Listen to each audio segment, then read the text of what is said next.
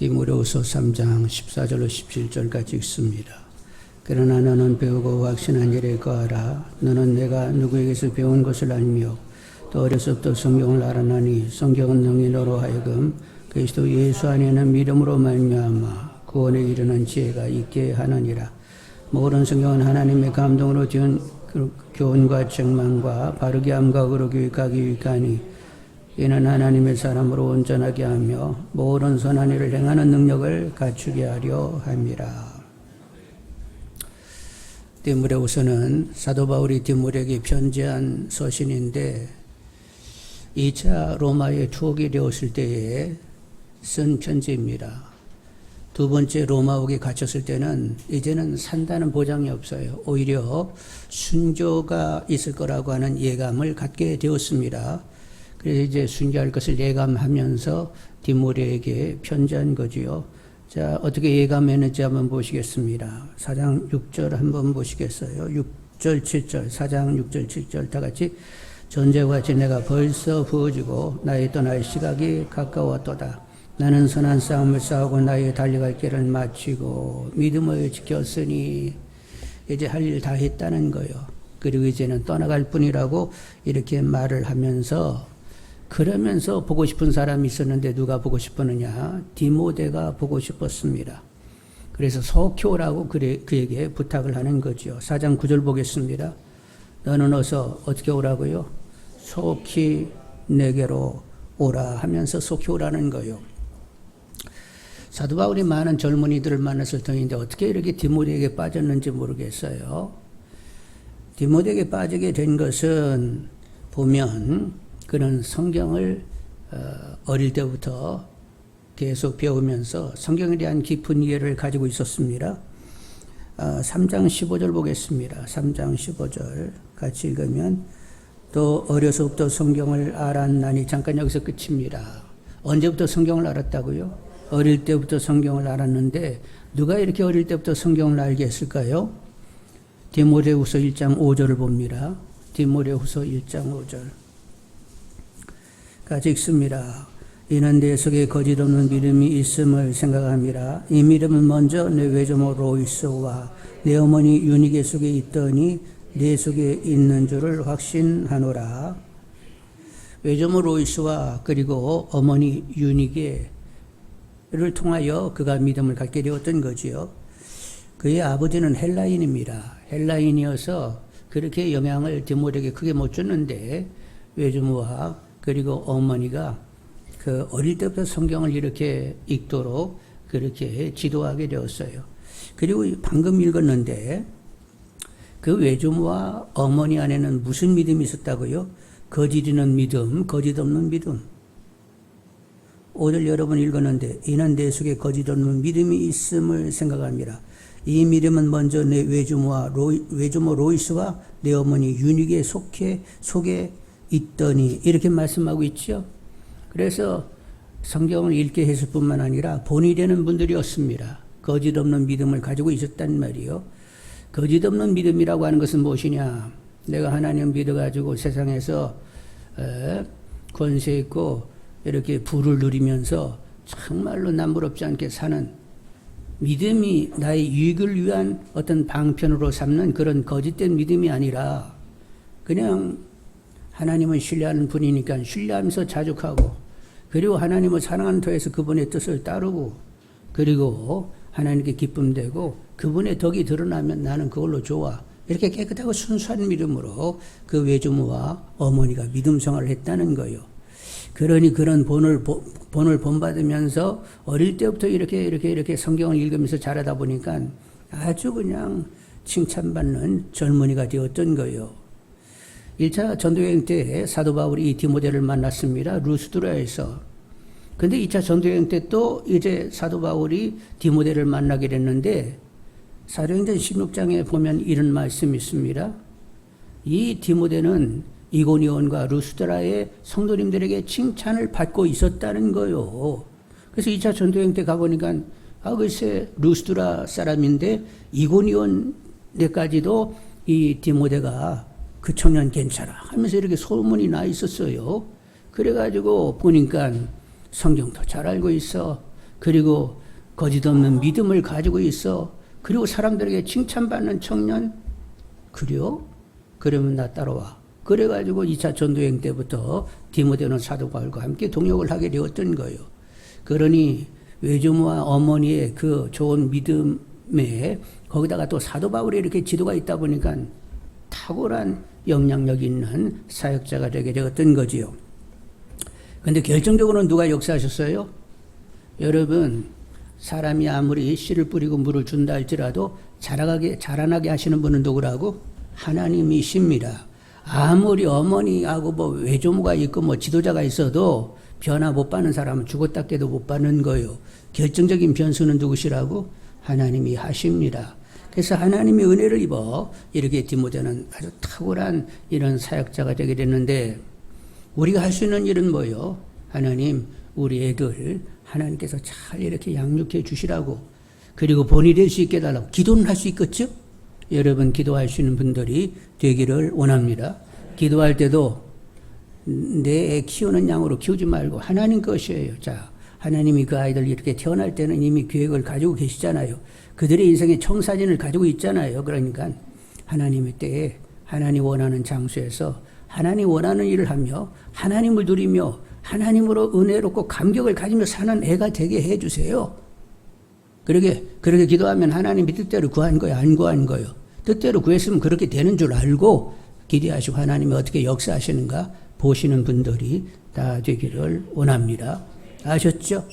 너는 뭐가 되려고 하냐? 뭐가 되려고 쓸데없는 소리 하지 말고 하나님 원하는 사람이 될 사람으로 이렇게 기도하시면서 소망 중에 자녀들을 바라보시는 시선이 되기를 원합니다. 근데 시선이 아이고 저놈의 새끼를 내가 왜 낳는지 몰라, 이런 시선으로 이렇게 메시지를 주면 애들이 그거 받아요, 안 받아요? 나는 잘못했는가 봐.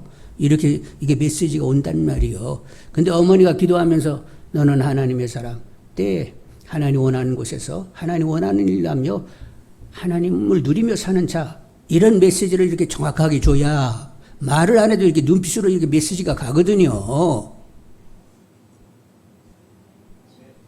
연습하겠습니다. 옆 사람 한번 보면서 눈빛 한번 이렇게 떠보세요. 그런데 우리가 그런 눈빛을 못 가지고 있었다니까요. 그러니까 여러분, 하나님을 더 아시는 분들이 되시길 바라고, 하나님이 이 아이의 모든 것 되십니다. 하나님이 어떻게 이 아이를 다루가시는지 저 옆에서 보겠어요. 하나님의 뜻을 이루세요. 이렇게 제3자가 돼가지고 하나님이 내 애들을 어떻게 다루시는가를 보는 재미가 있는 분들이 다 되기를 원합니다. 자, 이렇게 결국 디모데는 외조모와 그리고 어머니의 그런 선한 영향력이 있었어요. 그래서 우리들도 우리들의 자녀 손들에게 그런 선한 영향력을 주기를 늘 기도하면서 살기를 원합니다. 어머니 영향력을 이렇게 받은 사람 한 사람을 소개하는데, 미국의 저명한 흑인 의사 벤 카슨이라는 사람이 있어요. 33세에 미국에서 제일 인정해주는 존스 허킨스 병원의 최연소 소아과 과장이 된 사람입니다. 흑인인데 소아과 과장이 됐는데 33세 됐어요. 그래서 최연소 과장이 된 거예요. 근데 이 사람이 무슨 일을 했느냐? 1987년 최초로 샴 쌍둥이 수술. 머리가 이렇게 뒤로 붙은 쌍둥이 있죠?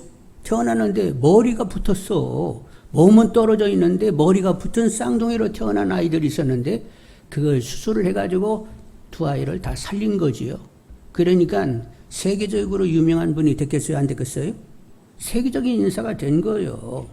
자, 그런데 이 흑인 의사 벤자민 카슨, 그의 어머니는 학력이 얼마나 되느냐? 초등학교 3학년밖에는 다니지 못했어요. 어머니도 고아원 생활을 하다가 어떻게 이제 남자를 만나서 결혼해가지고 결국 이제 카슨을 낳게 되는데, 카슨의 아버지는 뭐 하는 사람이냐? 불법으로 그 위스키를 판매하고 마약을 이렇게 거래하는 사람이었습니다. 나중에 이제 어머니가 처음에는 몰랐는데 그런 일을 한다는 것을 고모가 귀뜸해 줬어요.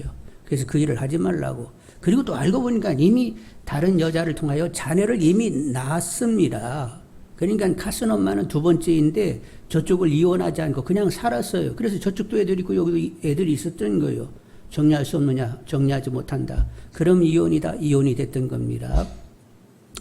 근데 아버지가 있을 때는 이 카슨이 아버지를 굉장히 좋아했어요. 그래서 막 아버지가 이렇게 오면 뛰어가서 가슴에 안기고, 그래서 엄마 아빠가 이혼한다고 해도 조만간 만나겠지. 그렇게 생각을 했다는 거예요.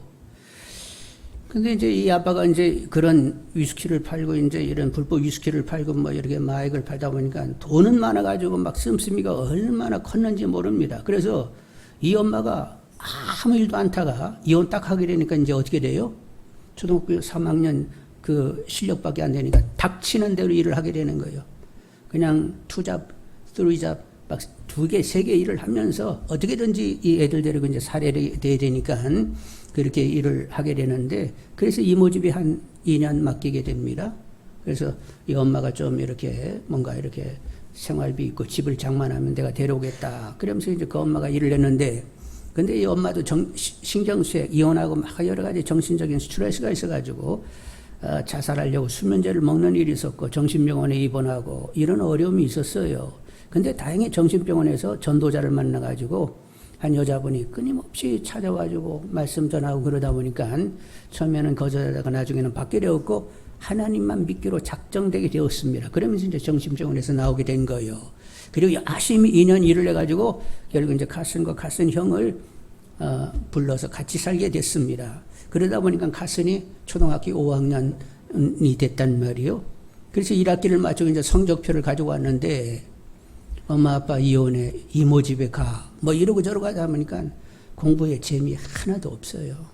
그냥 야구하고 그냥, 그리고 TV 보는 것이 낙이지 공부하고는 담을 쌓고 있었어요. 그래서 이제 성적표가 나오는데 우리는 옛날에 성적표 나오면 뭘로 매겼지? 수미양가. 근데 전 과목 올가. 그래가지고 엄마한테 이 성적표를 주기도 어려워. 그래가지고 툭 던져놓고는 하여간 빨리 그냥 잠이나 잤으면 좋겠다. 근데 엄마가 불러가지고 하도 기가 막히잖아요. 이 두 아이를 와요. 지금 막 일 2개, 3개를 내가면서 이렇게 살고 있는데, 아니 성적표를 탈랑 들고 왔는데 어떻게 했다고? 세상에. 그래가지고 기가 막혀서 말도 못하고, 자 오늘은 자자. 그러는 내가 기도하고 하나님께 기도한 다음에 하나님이 지혜를 주시면 내가 너희들에게 얘기하겠다. 그러면서 이제 재웠어요. 그리고 한 이틀이 지난 다음에 엄마가 불렀어요. 자, 너희들 앞으로 이렇게 해라. 학교 갔다 오면 숙제를 일단 해라. 그리고 도서관에 가지고 일주일 내에 책 2권을 꼭 본다. 그리고 나에게 독후감을 써라. 감당기 어려운 이런 주문이었는데 막 올가였기 때문에 한 말도 못하고 알았다고, 그렇게 하겠다고. 그래서 이제 도서관에 갔어요. 동네 이제 도서관에 가가지고 보니까 처음으로 도서관을 간 것입니다, 형하고. 그래서 책을 어떻게 빌리는지도 몰라. 그래서 그냥 책 앞에 가서 왔다 갔다 서성거리고 왔다 갔다 했더니 사서가 와가지고 내가 도와줄 수 있는데 어떻게 도와줄까? 무엇을 좋아해? 나는 동물 좋아해요. 그러면 동물에 관련된 책을 하나 보면 되겠네. 그래서 이제 책 2권을 이제 결국 이제 받게 됐는데, 처음으로 이제 빌린 그 책이 뭐냐면 비버라고 하는 댐 건설자, 비버 아시죠? 이렇게 물이 흐르는데 막 나뭇가지로 이렇게 집을 짓고 사는 그런 동물이 있는데, 댐 건설자 비버. 이 책을 한번 보는 게 어때? 하면서 그분이 추천해 줬어요. 그리고 다른 책 하나. 그래서 태어나서 처음으로 첫 페이지에서 끝까지 읽은 책, 처음 책이 그 비버라는 책이요. 근데 제법 읽을만 한 거예요. 그래서 이제 계속 도서관에 다닙니다. 그래서 이제 동물에 관해서 다 섭렵했습니다. 그 다음에 이제 식물에 관해서 읽었습니다. 그 다음에 이제 광물에 관해서 읽었습니다. 그리고 이제 돌에 관해서 읽었습니다. 그리고 이제 도서관 갔다 올라가면 철길을 이렇게 지나와야 되는데, 이제 이게 책을 읽다 보니까 그래서 그냥 이렇게 이 철길에 있는 돌들을 이렇게 집어서 이건 무슨 돌, 이건 무슨 돌, 무슨 돌 이렇게 확인을 해보는 거예요. 모르면 또 이렇게 책을 뒤져가지고 또 확인을 하고 이러면서 지냈는데, 책을 읽어야 되겠다고 하는 결정적인 사건이 2개가 있었어요. 금요일 오후 시간에 되면 선생님이 철자 맞추기 시간을 했습니다. 담임 선생이. 그래가지고 이제 설명을 하면, 우리가 스무고개 하는 것처럼 설명을 하면 뭐라고 이렇게 맞추잖아요. 그래서 이제 그분이 설명을 했어요. 그는 이제 농업에 대해서 agriculture라고 하는 농업에 대해서 이렇게 설명을 했는데 자기가 이제 속으로 생각하는 거예요. 선생님의 얘기를 듣고 저 얘기는 agriculture. 그래서 이제 이렇게 철자도 스스로 이렇게 속으로 이렇게 써봤어요. 근데 늘 꼴찌를 하다 보니까 애들 시선이 뭐예요? 너는 멍청한 녀석. 그래서 멍청하게 이렇게 멍청하다고 시선을 받고 있어가지고 스스로 인정을 했어요? 안 했어요? 나는 멍청한 사람. 그래가지고 발표도 못해. 발표도 못하고 애들이 시선이 멍청하고 그리고 자기 자신도 나는 멍청한 애야. 이렇게 받아들였다니까요. 자의식이. 그러다 보니까 선생님이 자 단어 맞춰봐 그랬는데 아무도 자기는 손 들 자신도 없는 거예요. 근데 공부 제일 잘하는 애가 agriculture라고 하면서 답을 하는 거 보니까 그 알파벳 이렇게 철자를 얘기하는데 내가 머리로 그리고 있는 철자하고 그 철자하고 딱 맞는 거예요. 웜에. 이야, 그럼 나도 이렇게 단어를 맞출 수 있네? 이런 확인과 함께 그러면 앞으로 모든 단어를 내가 내 것 삼을 수 있겠다. 이런 소망이 살짝 들게 됐어요. 근데 이제 결정적인 사건이 하나 생겼는데 이틀 후에 과학 시간이 됐습니다. 근데 이제 선생님이 들어오셔가지고 화산에 대해서 말씀을 나누시고 그리고 돌이면서 유릿빛 나는 돌을 들면서 이 돌 이름이 무엇이며 어떻게 생겼는지 누가 맞춰봐. 그랬는데 근데 딱 보니까 이 카슨이 보니까 아는 거요. 근데 하도 자신감 없이 살다 보니까 누가 대답을 하는가 이렇게 둘러봤어요. 근데 아무도 손드는 사람이 하나도 없어. 그래서 이제 자기가 손을 들었어. 들었더니 애들이 키득키득하고 또 엉뚱한 소리 가지고 웃길 걸 기대하면서 애들이 키득거리기 시작하는 거예요. 그래서 선생님이 그래 카슨 이게 뭐야? 그래 흑요석이요. 선생님 막 놀래는데 그 놀람을 안으로 감추려고 하는 표정이 막 역력한 거예요. 그리고 애들도 막 갑자기 긴장을 해가지고 이 칼슨을 쳐다보는 거예요. 그래서 이제 칼슨이 한번 쭉 둘러보니까 애들이 다 자기가 막 시선을 집중하고 있고 선생님도 막 그 놀람을 참고 있는 걸 보니까 더 설명이 필요할 것 같아. 그래서 용암이요. 이렇게 흘러나르다가 물을 만나게 되면 급속히 냉각이 되는데 그때 급속히 냉각된 것이 흑요석입니다. 이렇게 설명을 딱 하니까 선생님이 그래 맞았다. 아주 정확했어. 아주 정확했다고 막 흥분해가지고 얘기를 하는 거예요. 그래서 그때부터 이 독서의 위력이 이렇게 대단하구나 그렇게 생각이 들어가지고 그 다음부터는 더 분발해서 책을 읽게 되었습니다. 그래서 1년 반 뒤에 6학년 1등을 하게 되었고 중학교 고등학교 다닐 때 계속 1등을 했습니다. 근데 이제 고등학교 2학년 됐을 때에 어떤 친구와 대화를 나누는데 그 친구와 대화하면서 자기가 지금 어떻게 잘못되고 있는지를 알게 되었어요. 자기는 애들한테 나의 우월감을 확인시키려고 굉장히 그냥 강하게 노력하고 있는 그러면서 거만의 괴물로 점점 변하고 있는 자기 자신을 보게 되었습니다. 근데 이게 쉽게 지워지지 않아요. 그런데 다행하게도 그 무식한 엄마지만 그 정신병원에서 하나님을 만난 이래로 가정예배를 늘 드렸습니다. 바쁜 일과 가운데 피곤하지만 어떻게든지 가정예배를 드리려고 애를 썼어요. 빠뜨리는 날도 있지만 하여간 드리려고 애를 썼고 그리고 성경을 읽도록 했었거든요. 그래서 이제 이 카슨이 잠언을 읽다 보니까 하나님이 제일 싫어하는 것이 교만이요. 그리고 이제 그 친구와의 대화에서 깨닫게 되고 이제 교만을 서서히 정리하게 되었고 대학에 들어가니까 자기보다도 똑똑한 친구들이 너무 많은 거야. 아니 그냥 유명 대학을 들어가다 보니까 더 똑똑한 애들이 너무 많아. 그래서 이제 서로 도와가면서 공부해야 되는 것도 이제 알게 되었고 그러면서 그렇게 나중에는 유명한 의사가 되게 되었던 거지요. 그래서 요즘은 뭐 하는가 하고 이렇게 뒤져봤더니 그 사람이 이제 유명해지다 보니까 정치인이 됐습니다. 그래서 미국 주택도시개발부 장관도 했고 그리고 2016년에는 공화당 대통령 후보로 나서기도 했던 거죠. 그래서 굉장히 유명한 인사가 되었단 말이요. 근데 그가 그렇게 잘할 수 있는데 결정적인 역할을 하신 분이 누구라고? 어머니 소니아 카슨. 그는 학교를 어디까지 다녔다고요? 초등학교 3학년. 그게 그의 학력 전부요. 그런데 어머니는 기도하는 사람이었습니다. 도서관에 가게 하는데 누구에게 묻고 그렇게 했어요? 하나님께 묻고 도서관에 가서 책 2권을 보겠는데 이건 탁월한 선택이다 이런 생각이 드는 거예요. 여러분이 아무리 똑똑해도 여러 분야의 전문인이 될 수 없잖아요. 그런데 이렇게 유명한 고전들은 2000년, 1000년 전, 수백 년 전에 그 책이 기록이 되어 있지만, 써 있지만, 이렇게 인정받는 고전들은 그 당시에 천재들의 지혜가 거기에 내용으로 담겨져 있는 것입니다. 그런데 어릴 때부터 그런 책들을 계속 접하게 되면 천재들과 교제하게 되는 것이고, 시대를 떨어져 있지만 그 천재들과 교제하는 것이고, 그들의 통찰, 그들의 지혜, 그들의 마음을 읽고 배울 수 있는 것이 되는 거지요. 그래서 어머니 소냐 카스는 그렇게 초등학교 3학년 수준이지만 기도했더니 도서관에 애들을 보내서 책을 읽도록 해라. 그래서 그 책을 저작한 탁월한 선생님들을 만나, 책 속에서 선생님 만나서 그렇게 지혜를 배우기 시작을 하니까 꽁찌가 5학년 1학기 때 꽁찌가 6학년 끝날 때는 뭐가 됐다고? 1등이 됐다는 거요.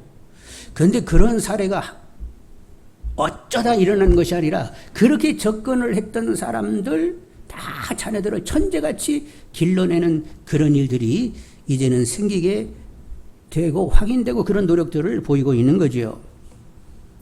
여러분, 그래서 아이들에게 책을 읽히게 하는 분들이 되기를 원합니다. 내가 가르칠 수 없는 것을 누가 가르쳐 준다고? 그 책 저자가 풍부한 지혜, 통찰력인 이야기를 그 책 저자가 그 아이에게 가르쳐 주게 되는 거예요. 그래서 다양한 책을 읽게 되면 여러 선생에게 배움이 되는 것이고, 그의 두뇌는 개발이 풍부하게 돼서 정말로 이렇게 처음에는 별 볼 일 없는 사람도 천재적인 수준으로 변하게 되는 거지요. 그런 접근을 하실 수 있는 분들이 다 되기를 원합니다. 그런데 책은 그냥 책으로 읽어서는 안 돼요. 그것이 나눠져야 합니다. 이렇게 읽은 책이 나눠져야 되고, 그리고 그것이 기록되어야 돼요. 그런데 나누게 되면 책 내용을 소화를 해야죠. 소화도 하지 않고 나눌 수는 없어요. 또 기록을 하려고 하면 책을 읽고 나누게 되면 거기에 이렇게 대화를 하면 책 내용을 알 뿐만 아니라 논리적이어야 합니다. 막 그냥 무슨 말인지 모르는 소리 했으면 안 되잖아요. 그래서 논리가 키워지는 걸 계속 나누다 보면, 그리고 이제 그걸 또 기록하다 보면 함축된 내용을 함축할 수 있는 또 이런 실력이 되는 거란 말이요.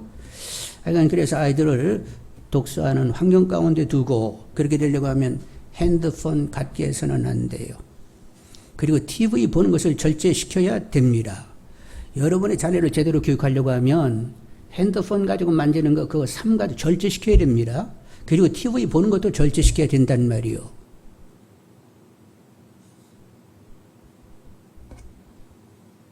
좀 이게 소화가 안 되나?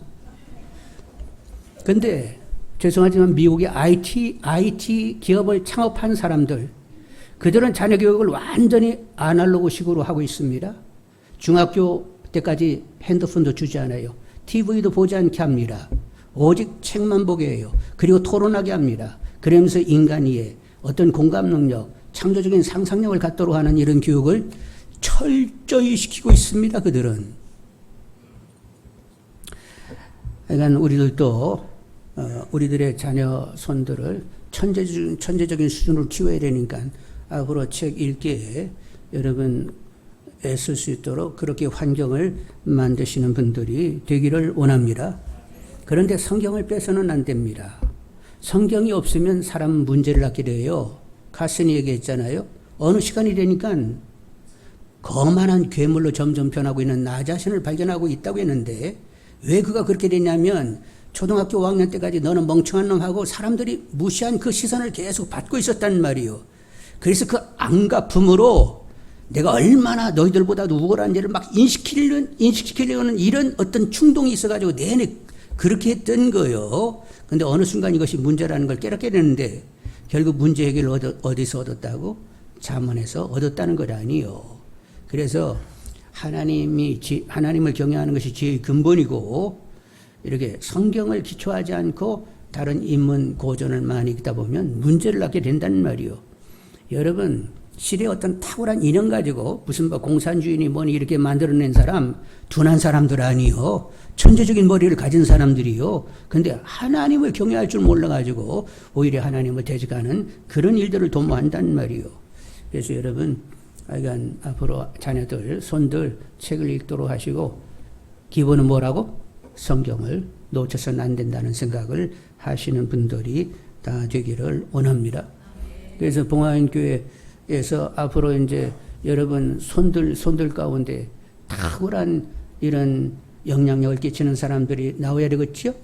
그 준비시켜야 되겠지요? 그러니까 젊은 엄마들 각성하라. 여기서 누가 제일 젊나 보고, 다 오늘은 젊은 분들은 안 오고 그냥 조금 가신 분들만 있네. 하여간 젊은 분들에게 얘기하세요.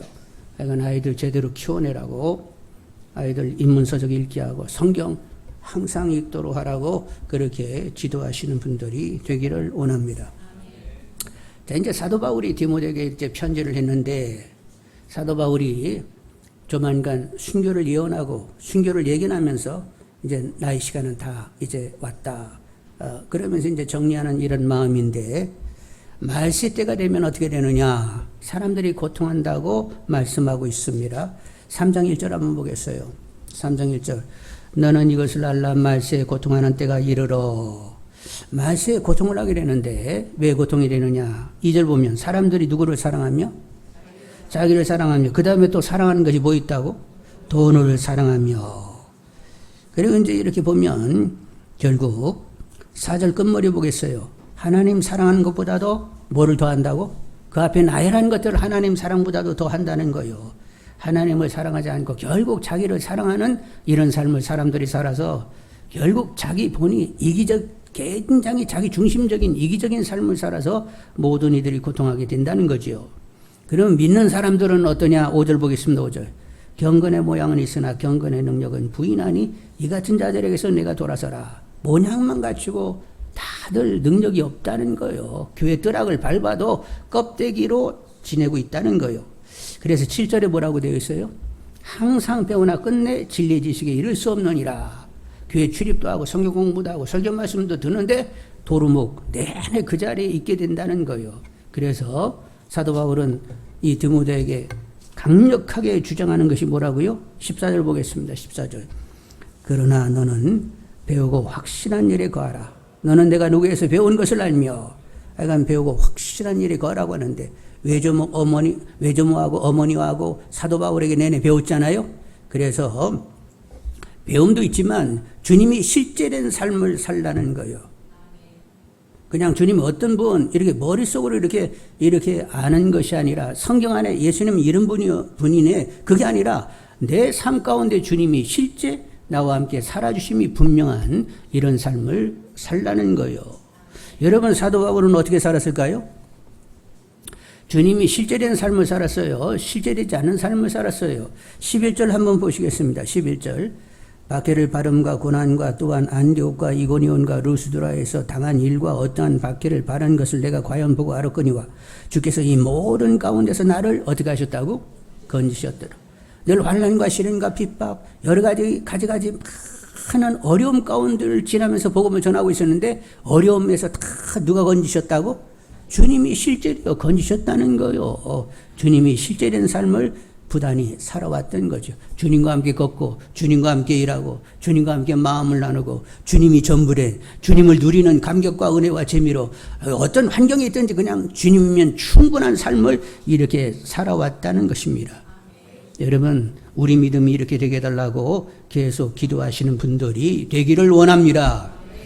잡히지 않은 주님이 아니라 내 삶에 구체적으로 다가오셔서 나를 사로잡고 계신 주님이 경험될 수 있도록 그렇게 해달라고 계속 기도하는 분들이 다 되기를 원합니다. 그런데 이렇게 살고자 하는 사람은 박해를 받을까요? 안 받을까요? 정말로 제대로 믿음 생활을 하게 되면 늘 시비가 있을까요? 없을까요? 12절 한번 보겠습니다. 12절. 우리 그리스도 예수 안에서 경건하게 살고자 하는 자는 박해를 받으리라. 항상 예수를 꼭 그따 시로 믿어야 되냐고, 말들이 나오게 되죠. 어떤 따시든지 간에 여러분은 좁은 길을 갈 수 있는 분들이 되기를 원합니다. 협차가요 찾는 사람이 있다 없다. 예수님과 연합되지 아니하면 갈 수 없는 좁은 길이어서 예수님과 연합되어야만 갈 수 있는 길이어서 찾는 사람이 거의 없어요. 기꺼이 그 길을 가고자 하는 분들이 되기를 원합니다. 주님, 연합됐다고요? 성령 충만케 하셔서 제대로 연합되게 하시고 주님 외에는 아무것도 없는 저가 되게 해주세요. 기도할 수 있는 분들이 되기를 원합니다. 주님을 알아야 됩니다. 주님의 사랑이 다가와야 됩니다. 나 또한 주님을 사랑해야 됩니다. 그러면 주님 외에는 아무것도 없는 사람이 되는 지경까지 갈 수 있어요. 그래서 내게는 주님밖에 없습니다. 지금까지 살아온 동안 늘 다루어오셨잖아요. 너에게는 나밖에 없어. 계속 이렇게 확인시키려고 저를 그렇게 다루어왔잖아요. 그러니까 나 주님으로 살 수 있게 해주세요. 주님이면 충분한 저가 되게 해주세요. 옆에 이렇게 뭐 아내가 있고 자녀가 있는데 그 있으니까 있는 거예요. 근데 하여간 하나님은 어떻게 역사하셔? 일단은 너는 나로 충분하다고 고백하는 그런 믿음을 우선 가져야 돼. 이렇게 우리를 그냥 탁 다루신단 말이요. 그래서 시선이 항상 누구에게 있어? 하나님께 주님께 가 있는 그런 삶을 살게 하시는 것입니다. 그냥 옆에 있는 사람 또 하나님의 섭리적인 경험 가운데 그냥 옆에 사람들이 있는 거예요. 그러면 그 관계 가운데도 하나님의 섭리가 이제 이루어지게 되는데 문제는 내가 하나님께 집중하는 정도가 얼마나 있느냐에 달려 있습니다. 그래서 하나님이 전부가 되도록 하나님은 앞으로도 계속 여러분을 단련하실 것입니다. 그래서 하나님이 이렇게 단련해가지고 하나님만 바라보며 살게 하시려고 그런 일들이 있었구만. 그래요. 좋아요. 하나님이면 충분합니다. 그래서 하나님을 정말로 경외하고 사랑하게 되면 여러분은 족한 마음을 항상 가질 수가 있어요. 하여간 주님이 실제된 삶을 사실 수 있는 분들이 다 되기를 원합니다. 그렇게 살게 해달라고 기도하셔야 되겠어요. 자, 그런데 사도 바울이 살던 시대에 이제 사도 바울이 순교하게 되면 앞으로 근 300년 동안 대대적인 로마 제국 전체에 핍박이 있습니다. 이제 황제가 신이라고 하면서 황제 숭배를 강요하게 되는 그런 시대가 조만간 열리게 돼요.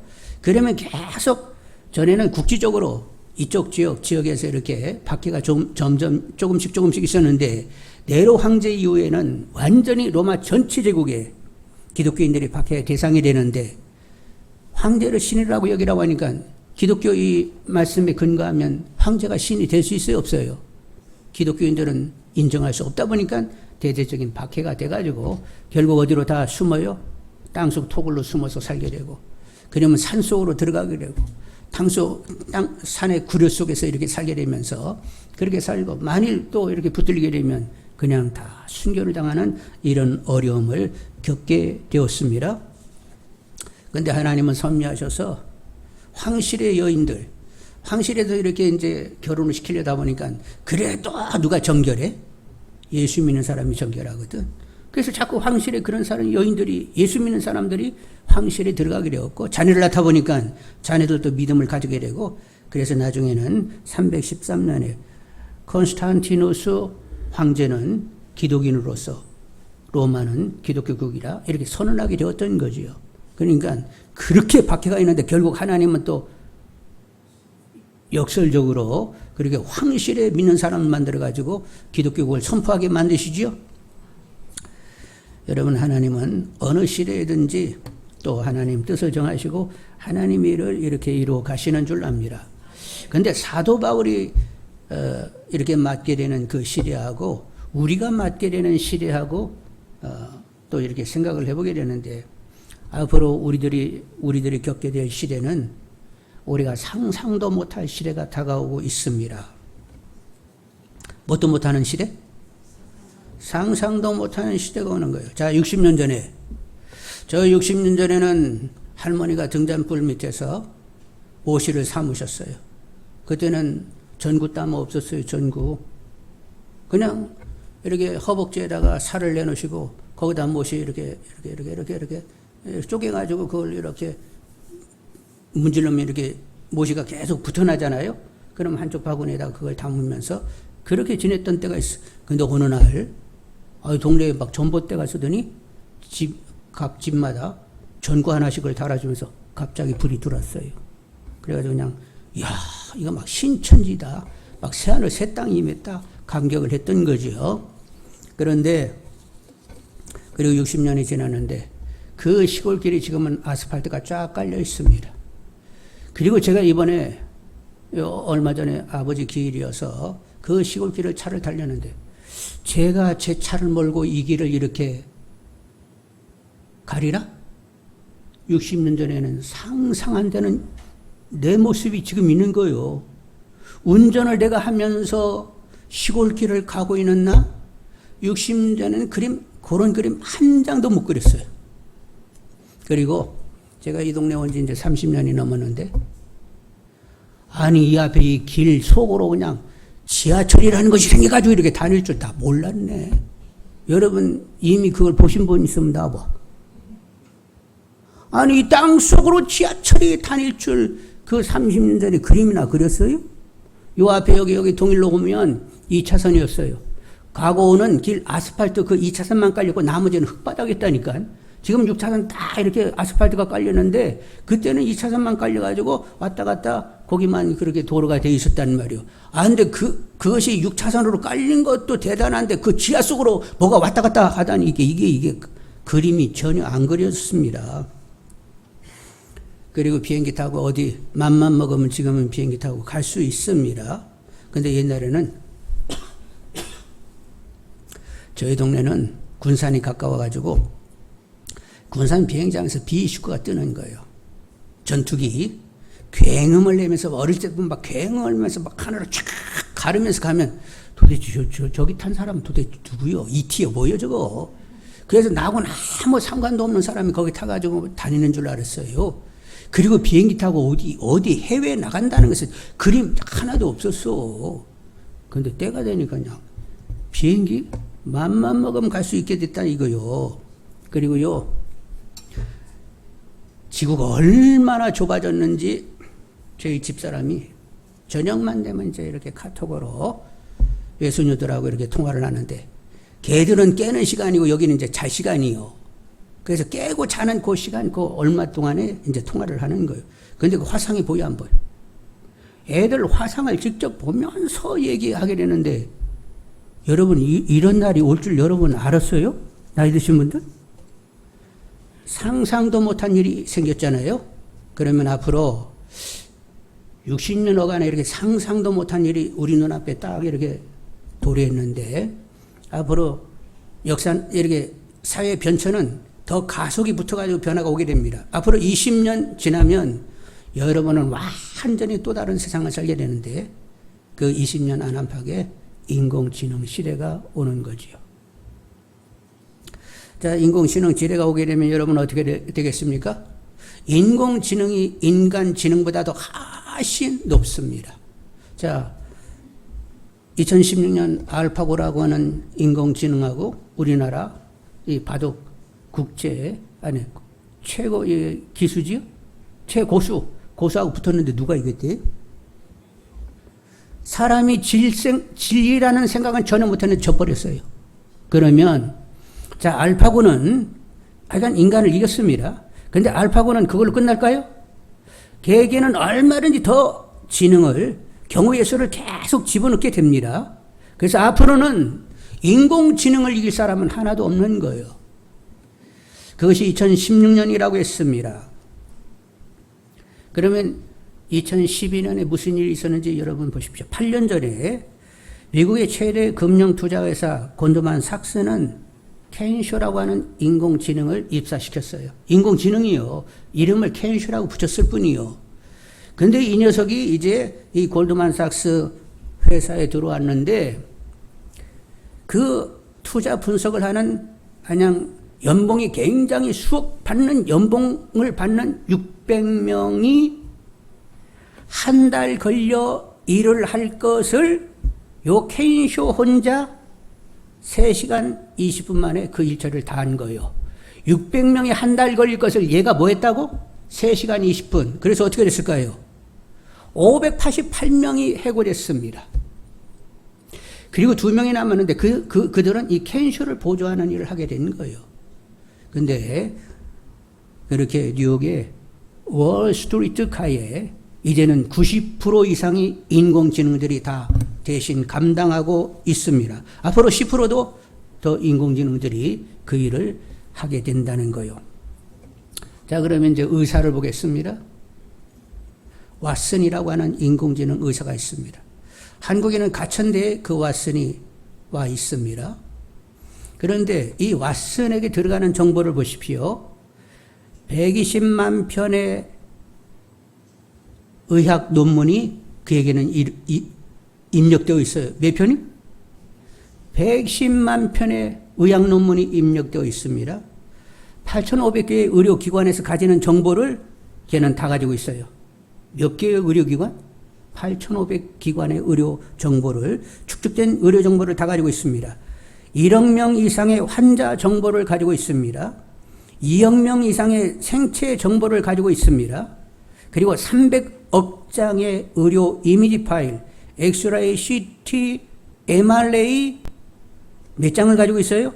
300억 장의 그런 자료를 이미 다 가지고 있어요. 자, 그러면 왓슨에게 진단받는 게 정확할까요? 그냥 일반 의사 선생님한테 진단받는 게 정확할까요? 의료사고가 누구한테 많이 나지요? 의사들에 의해서, 일반 의사에 의해서 의료사고가 참 빈발하게 많이 납니다. 근데 왓슨은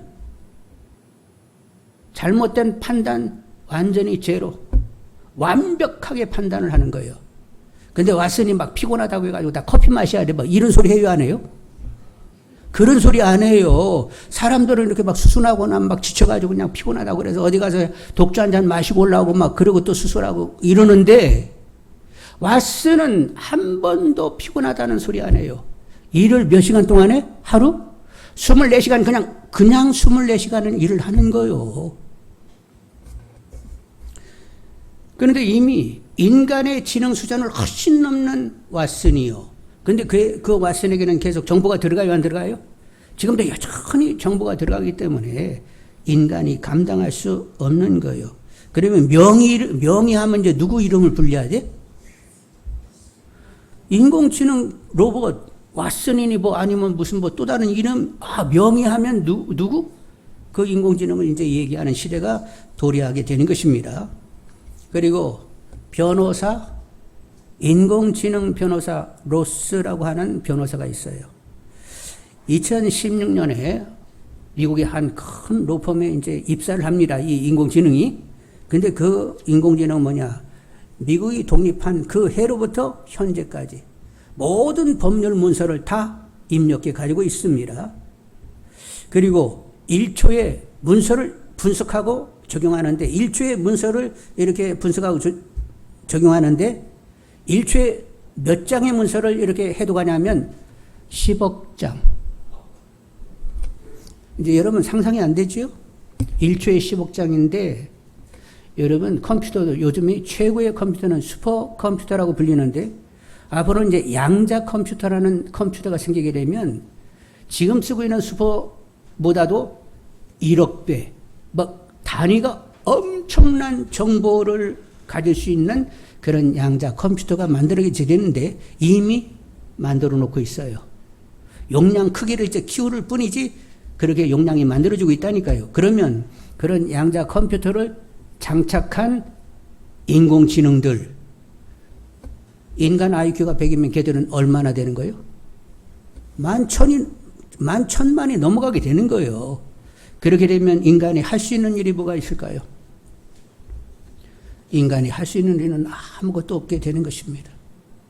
그래서 인공지능을 운영할 수 있는 어떤 몇 사람, 0.0000001 운영하는 사람 외에는 다 천민이 돼버리는 거예요. 그냥 인공지능에 종속되어 가지고 그 종속된 삶을 살게 되는 거지요.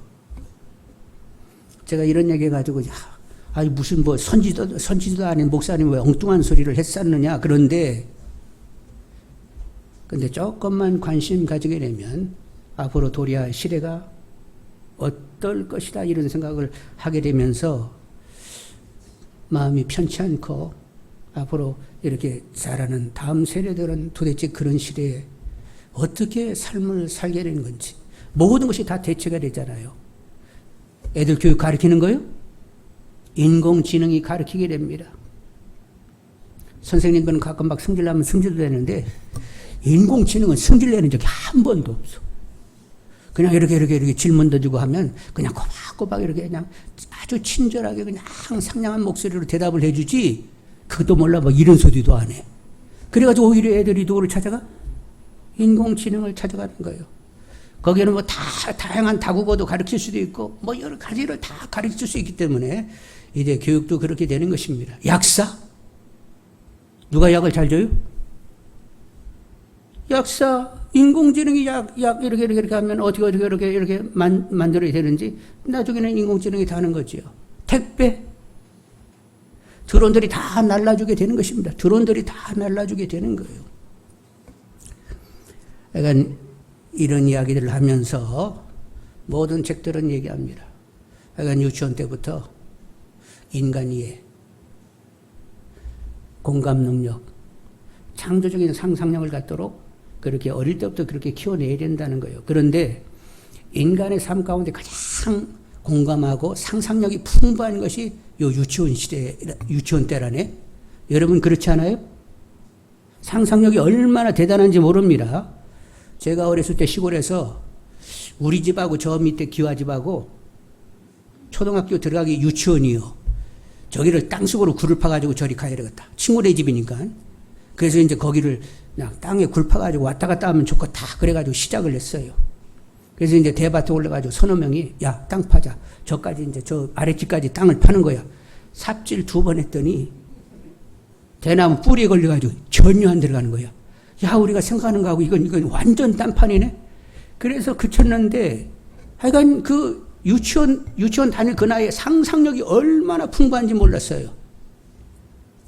그래서 그 유치원 때 그 학습 능력, 공감 능력, 창조 능력이 계속 평생을 가야 된다는 것입니다. 그래서 평생 유치원 교육 이런 말이 나오기 시작했어요.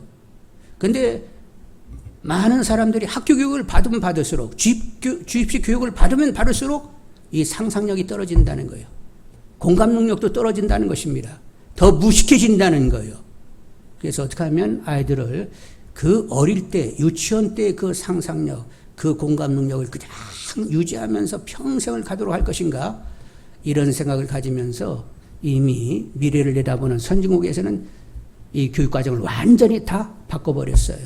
그래서 의대 학생들도 뭐를 공부해야 돼? 철학, 인문학, 예술을 배우도록 했습니다. 공과대학 학생들도 기본이 다른 것이 우선하는 것이 아니라 철학, 역사, 인문학을 공부하게 했어요. 인간 이해가 되지 않고서는 앞으로 살아날 수가 없다는 거예요. 그러면서 완전히 앞선 나라들은 이 교육과정을 다 바꿔가지고 지금 진행을 하고 있습니다. 그런데 제가 이제 그런 책을 접하면서 그런 생각을 해보게 되는 거예요. 고전을 읽자 하는 것은 왜 고전을 읽자고 했어요? 시대는 떨어져 있지만 그 우리가 인정하는 고전은 그 당시에 천재들이요. 그리고 굉장한 통찰력을 가지고 지혜를 써놓은 것입니다. 시대는 멀리 떨어져 있지만 그러나 오늘 그들을 만나서 그들에게 배움을 가질 수 있으려고 하면 인문 고전을 읽어야 된다는 거예요.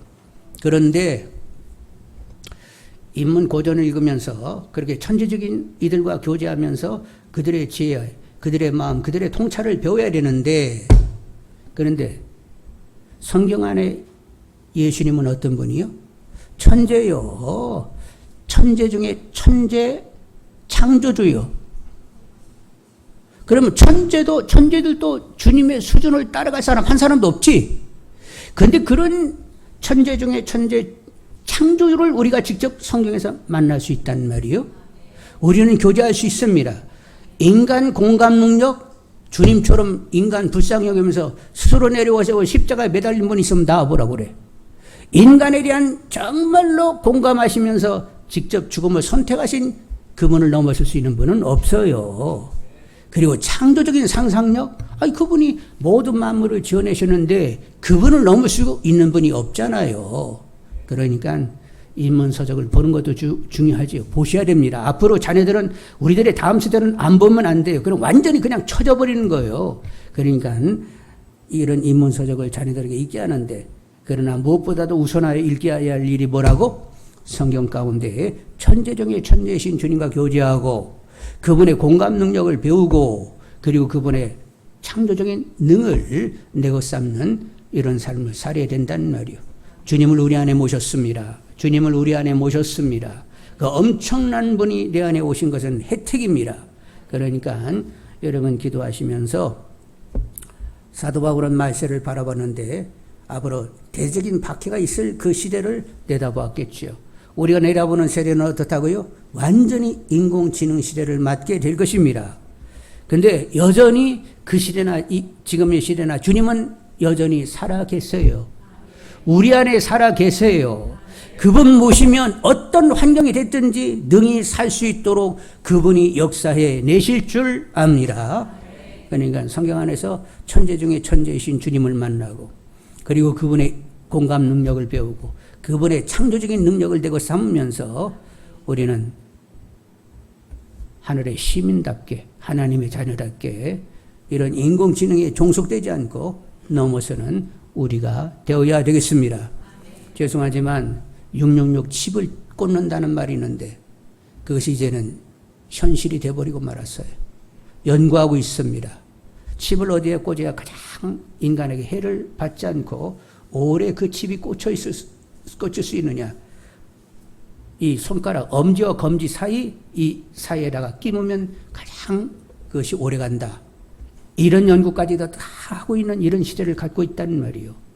그래서 666 칩을 맞지 말라. 옛날에는 그 공상소설이 나오는 얘기처럼 들렸지만 그것이 이제 점점 실제화되고 있는 그 시대를 맞고 있다는 말이에요. 하여간 어느 시대를 살든지 결국 우리는 누구로 살아야 된다? 주님으로 살아야 되는 것입니다. 주님이 내 삶의 실제가 되게 해달라고 기도하고 결국 우리는 누구로 사는 자? 주님으로 사는 자로 결정해 놔야 된다는 말이에요. 주님, 그냥 불려지는 이름이 아니라 내 삶의 실제가 되게 해달라고, 내 생각과 마음 모든 것을 주장해 오심이 확연한 이런 삶이 되게 해달라고 기도할 수 있는 분들이 되기를 원합니다. 말세 건성인 신앙은 참으로 많다는 거요. 배고 확신한 일에 거하지 않고서는 안 된다는 것입니다. 그러니까 주님 제발 실제 되게 해주세요. 아니 주님이 생생하게 나의 삶에 실제가 되게 해달라고, 내 입의 말과 마음의 묵상이 하나님께 연락이 되고 내 주님이 말하게 하심 따라 말하고 주님이 행하게 하심 따라 행할 수 있는 그런 주님의 몸된 삶이 가능케 해달라고, 성경에 그렇게 기록된 그런 기록된 말씀이 아니라 내 삶에 구체적으로 구현되고 있음이 확인되게 해달라고 기도할 수 있는 분들이 다 되기를 원합니다. 그냥 신앙이 그냥 적당한 간격을 가지는 것이 아니라 내 속에 있는 신앙이 되셔야 됩니다. 기도하겠어요.